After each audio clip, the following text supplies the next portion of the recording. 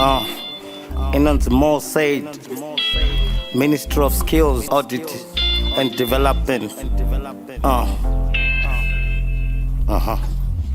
Dini we maskiri, kana kuti maskiri, munu wese kumaskiri, nyaya iri paskiri. Pane Ministry no audita maskiri, Ministry of Skills, Audit and Development. Nika inova kone vene vane maskiri. Nika inova kone vene vane kana sida ze technology, AI, robotics, ma drones kana ma 3D printing, zekuvaka, zekurima welding kana ze carpentry, nonga skiri pa ma vocational training centers, kuna na Polytech, Kumbare, Kumagaba, Glenview area 8 pa Gazaland, SMA skiri, atorne diri, Ministry of Skills Audit ya unza revolution, the agriculture, the manufacture, the mining, kana zedu zeva yimbi, ma industry oche koche ma varsity, kusota maskiri, anovaka nyika, ma bridge ayo, ma dam ayo, ma roads ayo, ona ma dam ayo, kana uruk ma roots, shandisa rako skiri, nyango wakafoira gwash, asi une skiri, pinda mu revolution, mulwese skiri rake, HH revolution. Call us on 0242 753 331 or 0778 484 323. You can visit us on the 10th floor at Pax House, number 89 Kwame Nkrumah in Harare. Ministry of Skills, Audit and Development. Skilling, reskilling and upskilling for socio-economic transformation. Africa. And I'm very excited, super humbled to be joined by Ambassador Rodo Mabel Chitiga, and she is the Permanent Secretary for Skills Audit and Development. Ma'am, thank you so much for joining us. My pleasure, KV. That is Young Africa e-learning platform. And how does the government view the role of digital platforms like Young Africa e-learning initiative in expanding access to skills development for Zimbabwean youth? You know, e-learning started in Zimbabwe during the COVID era. And then we realized that, in fact, this is the best way of transporting and transmitting education and knowledge even to remote parts of Zimbabwe. So those who are not living near different facilities can get access to education. E-learning is therefore a priority in the NDS 1 as well as in the National Development Strategy 2. E-learning has been made a priority. We look at e-learning at the moment mostly at university level, but the Ministry of Primary and Secondary Education is also developing e-learning platforms for people in rural areas. Remember, we used to have radio learning. Yes. Now we do have also e-learning, and with the computerization program that the President has been spearheading, we now have computers and Starlink in different locations that enable children to learn during that. This is not only for in-school people. E-learning provides open source learning for those that are out of school. People out of school for different reasons, lack of school fees, injury, childbirth. People now say the University of YouTube. This is e-learning that Zimbabweans are now doing. People are learning a lot of things on social media platforms. So we are now providing our own skills development and learning. We need to invest much more. We haven't invested enough, but we need to do much more. Exciting times indeed, Ambassador. Now, what policies or maybe national strategies are in place to support e-learning and digital vocational education as part of youth empowerment? The biggest enabler of e-learning is access to data, access to digital media, and I hope one day we will have a type of phone, not Kambudzi, but the one that can do internet, that is tax-free, that is available. And once you have those enablers, you begin to create the environment that provides learning. we need to encourage people with data, use it mostly for TikTok videos, TikTok whatever, and jokes and skits. Yes. We also need to begin to be aware of the availability of learning, availability of teaching, and also how you can upskill yourself through different channels. So there's need for guidance. Of people who have data to how to use it properly. So guidance, policies that enable, that allow universal access. Right now, data is not that cheap. True. But we are hoping gradually that data prices will go lower to enable everyone to access the basics that they need, as well as also access government services. Thank you so much, Ambassador, and quite profound there.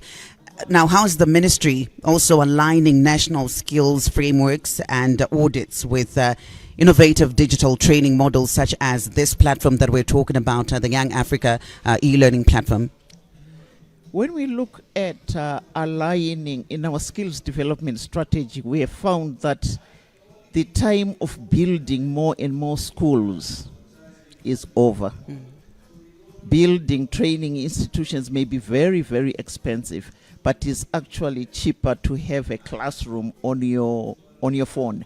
So there are other trainings that can be done through that, where people can do a course and then they get micro credentials. So instead of doing a whole year learning something, you can do 4 hours a week, 2 hours, and get a little credential for what you have done. And then you combine these credentials to make a diploma or whatever qualification that you are seeking. So there is that in terms of providing learning for people. There's also upskilling. We were born before computers. We are now in a digital age. I'm still supposed to be managing a ministry that is now digitalized with EGP, with payment systems that are all digital. I need to learn. And e-learning is the best way for me to learn from my desk. Also to attend webinars, to attend meetings that are there. So continuous professional development is another opportunity that e-learning provides. So we are going to use that even within the public service, but I think many people are now using that to upskill themselves. In case you're just joining us right here on Star FM, that is the voice of Ambassador Rudo Mabel Chitiga. We are at the National Arts Gallery, and this live broadcast is powered by Young Africa, and we're talking about the e-learning platform, and we are getting a lot of information, and I'm hoping that you too can learn one or two things and also get to maybe advance yourself using this platform wherever you are. Now, Ambassador, let's also talk about some of the opportunities that exist for collaboration between government and private training providers like those that have made this broadcast possible, Young Africa, to address the national skills gap. What we have realized and what government accepts is that learning and education is the responsibility of everyone. That's why we have mission schools, we have, which are now called church-related schools, we have private schools, we have government schools.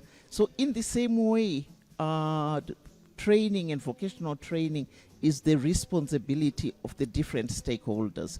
It's important that we work together, we harmonize our training curriculum, we harmonize, and also we look at the different specializations.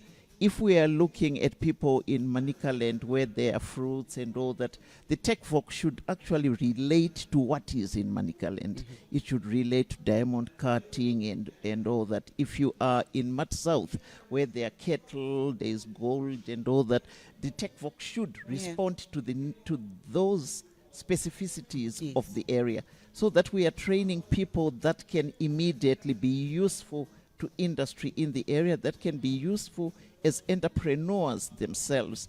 So we are, in fact, looking at this organization has many countries that it is working in. We will look for it for benchmarking to look for examples of case studies of things that have happened. And the other big thing in learning is content. Content creation is the biggest thing in learning. We might all be learning things that are from another country.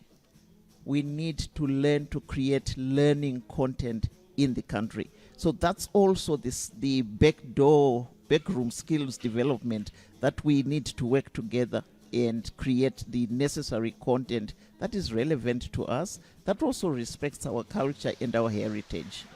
Very insightful. I'm smiling all the way just listening to you speak. That is Ambassador Rudomabo Chitiga, Permanent Secretary for Skills Audit and Development. And last but not least, how can initiatives like this be scaled nationally to ensure every young person, especially in rural areas, can also benefit from, accessible quality training? Most Zimbabweans, we are so fixed on qualifications and degrees. I think many parents are sending their children to countries they've never been to do a degree. True. And for what, I am not very sure. The country has so many raw materials. We are looking at industrialization. The road to industrialization is through technical and vocational training. It's through skills training, such as is happening here, such as is happening at our polytechnics, such as is happening at the youth training centers. We need to retool our centers. We need to provide, to upskill our teachers so that they do get the up-to-date skills that are necessary for today's industry and for today's technology. Once we do that, we are already creating a credible, skilled workforce that closes the skills gap that we have. And I think you are too young to have known our technicians who used to be in First Street, who were artisans, and they've all gone all over the world. We still need to create those artisans in Zimbabwe, and Zimbabwe needs these artisans. And we need investment in terms of fiscal investment, private sector apprenticeships, as well as the private institutions training for us to create the necessary workforce for industrialization and Vision 2030. Wow. Well said, and like I said, very insightful. Thank you so much, Ambassador Rudomabo Chitiga, Permanent Secretary for Skills Audit and Development, and looking forward to hearing from you. Thank you so much, ma'am. Thank you so much. I'm glad it was not in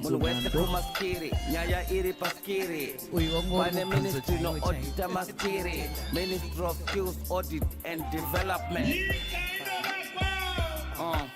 Nika inova kone vene vane maskiri. Nika inova kone vene vane maskiri. Technology, AI, robotics, ma drones kana ma 3D printing, zekuvaka, zekurima welding.